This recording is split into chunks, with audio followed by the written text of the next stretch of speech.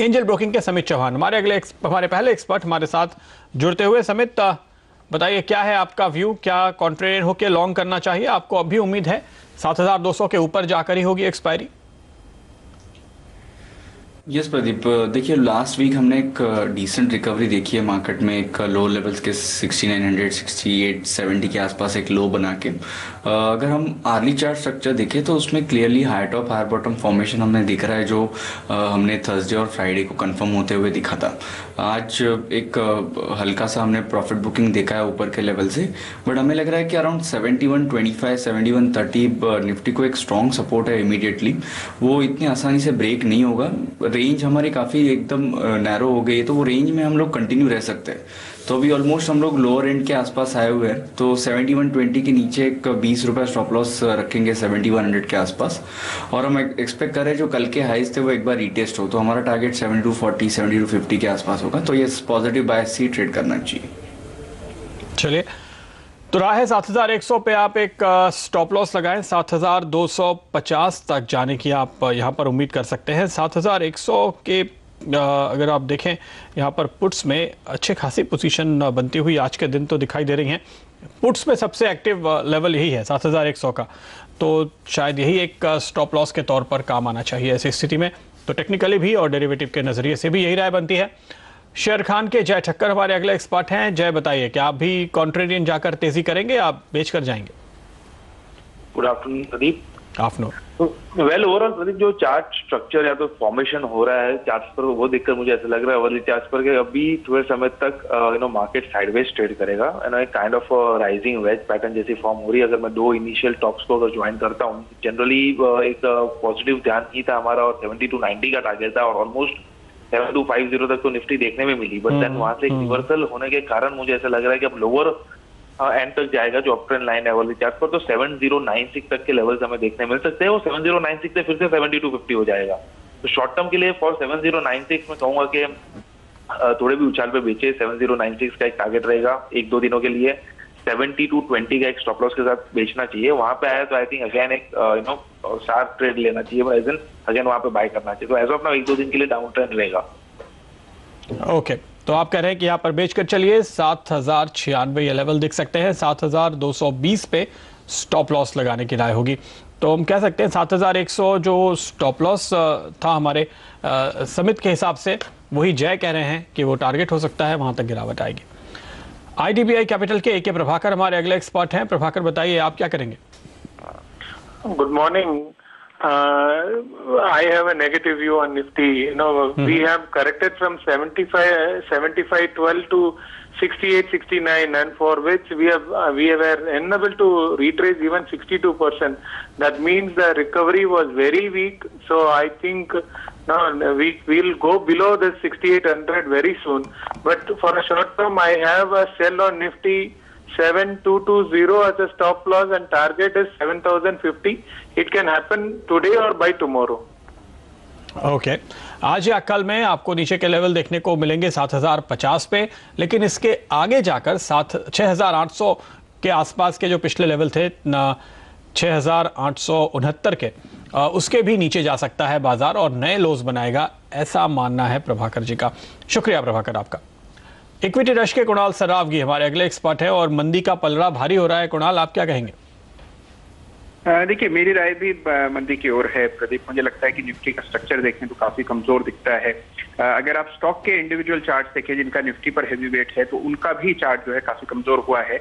तो मेरी राय में आपको बाजार और नीचे के लेवल्स पर दिखाई देगा। हालांकि बजट की उम्मीदों में आप बजट में बहुत वॉलिटिलिटी देखेंगे, लेकिन मुझे लगता है कि एक बार के लिए 7000-7050 के स्तर आते हुए दिखाई देंगे। तो उसको लक्ष्य बना करके शॉर्ट करें।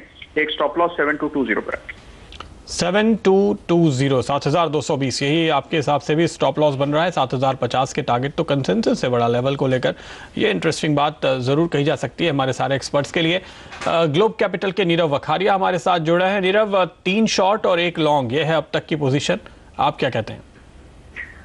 जी प्रदीप, देखिए मार्केट में वीकनेस तो जरूर बन रही है, क्योंकि 70-50 एक जो बहुत ही क्रुशियल लेवल था, बाजार ने लगभग वहीं से एक नेगेटिव मूव लिया है और आज गैप डाउन खुलने के बाद थोड़ा सा स्ट्रक्चर अभी और वीक हो रहा है। और मुझे लगता है कि बाजार में एक जो साइडवेज रेंज है इसमें एक नेगेटिव व्यू डेवलप हो रही है, तो मैं भी यहाँ पे सेल करके चलना चाहूंगा। 7210 का स्टॉप लॉस और 7105 का एक छोटा सा टारगेट रहेगा 1 से 2 दिनों के लिए। 7210 यह है स्टॉप लॉस, 7105 यह है टारगेट। तो चलिए अभी 4 शॉर्ट कॉल्स आ गए हमारे पास और एक लॉन्ग केवल देखने को मिला है।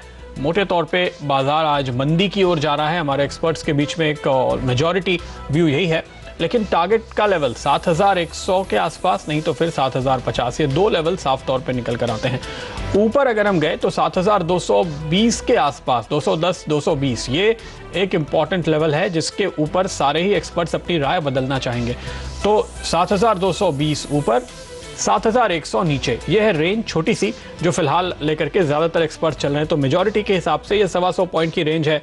समझना ये चाहिए कि शायद इसी के अंदर कहीं एक्सपायरी हो सकती है।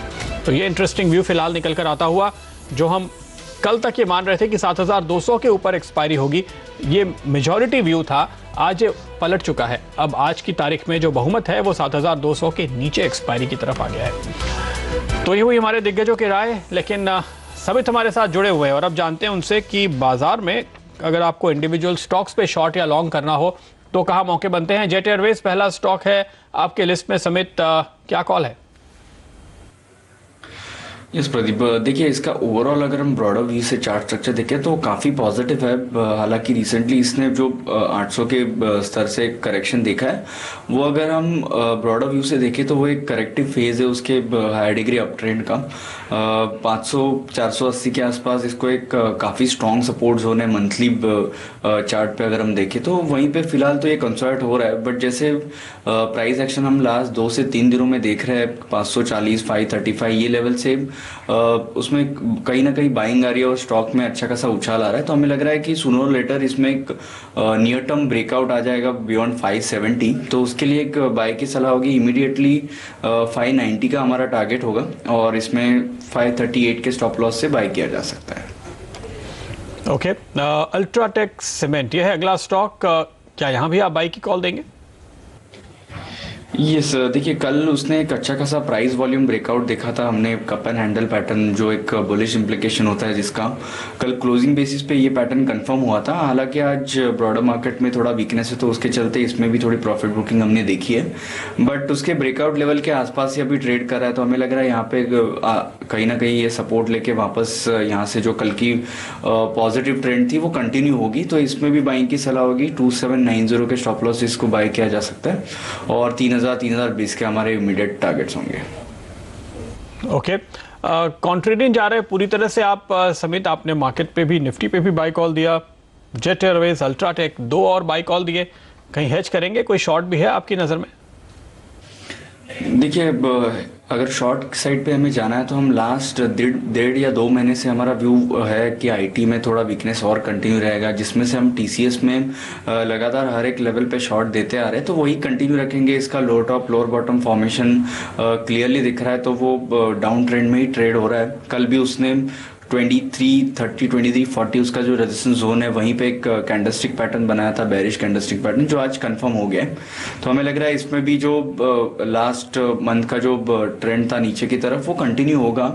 इमीडिएटली टारगेट 2200 का होगा और एक छोटा स्टॉप लॉस 2345 के स्टॉप लॉस से इसको शॉर्ट किया जा सकता है। ओके, तो यह है राय। फिलहाल एक शॉर्ट भी है समित के लिस्ट में और वो है टीसीएस, लेकिन अल्ट्राटेक और जेट पे बाय कॉल है, निफ्टी पर भी बुलिश है फिलहाल समित। वक्त हो गया एक छोटे से ब्रेक का। ब्रेक के बाद ऑप्शंस की रणनीति जानेंगे एसएमसी ग्लोबल के डेरिवेटिव हेड नितिन मुरारका से।